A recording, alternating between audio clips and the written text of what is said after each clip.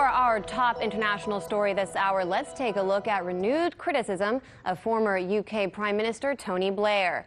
In July of this year, the Sunday Telegraph reported that Blair was hired to do consulting for the Saudi government through his Institute for Global Change.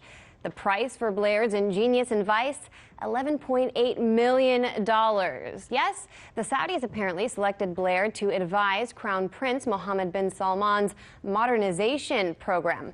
While that's an unimaginable sum for most of us average people, it's certainly the kind of cash you'd need to rake in if your family owned at least 10 houses and 27 flats worldwide, like Tony Blair does. In fact, his properties alone are valued at an estimated $34.6 million. But I digress.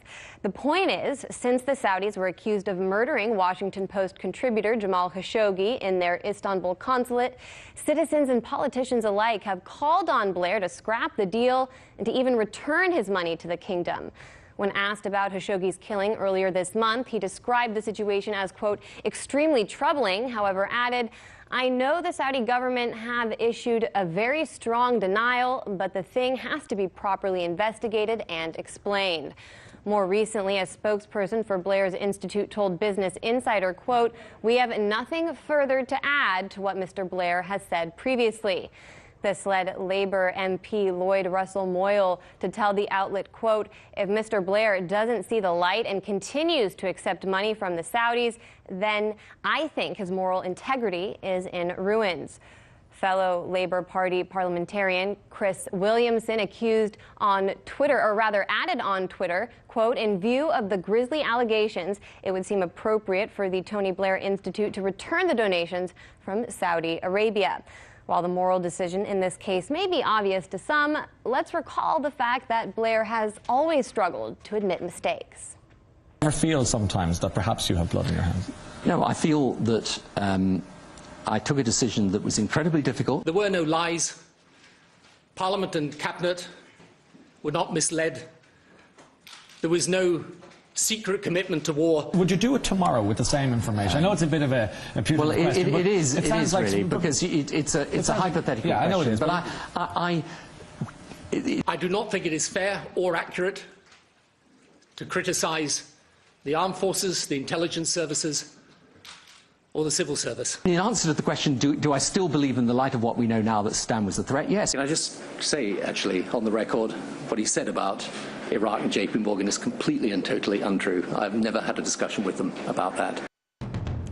With Tony Blair in question, we're joined now by former UK MP George Galloway. He also happens to have produced a documentary about Tony Blair called The Killings of Tony Blair. So, George, you heard MP Russell Moyle there say if Blair doesn't give this money back to Saudi, his moral integrity is in ruins. What's your reaction to that?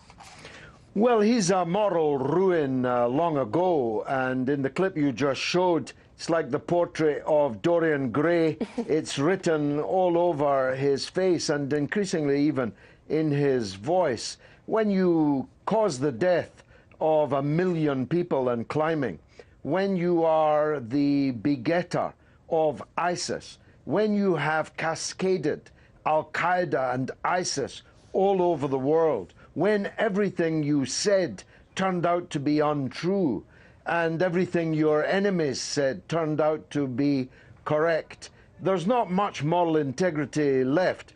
But as a matter of fact, Mr. Blair has been working for the Saudis for much longer than they've been paying him, one presumes. When he invaded Iraq, he was working for the Saudis. Even before that, when he scrapped the police investigation in Britain into the Al-Yamama arms deal corruption on a scale unforeseen in Britain or anywhere else for that matter, corruption in the billions. He intervened and stopped the police from issuing indictments in the case, he said, in Britain's national and security interests. So he's always been working for the Saudis. It's just that now we know they're directly paying him.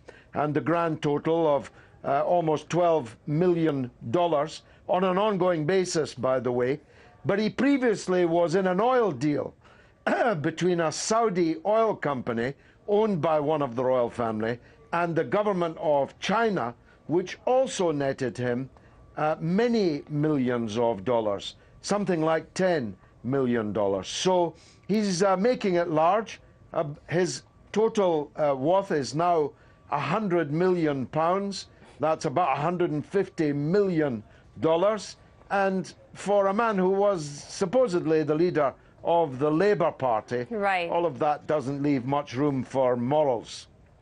Or someone who's just a public servant in general. I mean, that's a very, very lofty sum. 27 apartments, for example. I don't know what you would do with all of those. What is Blair's Global Institute for Change? I mean, what purpose does it serve anyway? It's his government in exile. Allows him to go on doing the things he did when he had the British government as his apparatus. Now he has, if you like, a replica apparatus, which allows him to play at being an international statesman.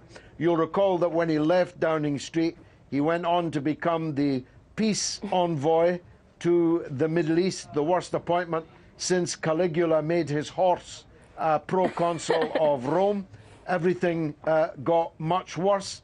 And then when he lost that job, as he had to after all those years of utter failure, he then set himself up with a statesman in exile apparatus. And that's what this so-called institute does. And he gets these potentates and people he's done favors for in the past to give millions of dollars to keep it going, keep him in the custom to which he has become familiar. It reminds me a bit of the Clinton Foundation. It's a replica. In fact, Clinton and Blair are two sons from another mother.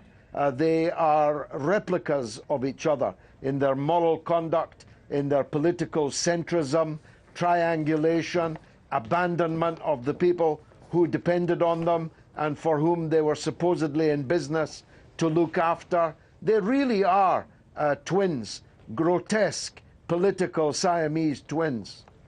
Right, both of them actually are responsible for taking each of their parties in a more neoliberal and pro-war direction. I mean, that's the case with Blair and the Labour Party and Clinton as the Democratic president in the 1990s. I don't know if you have any final thoughts on that.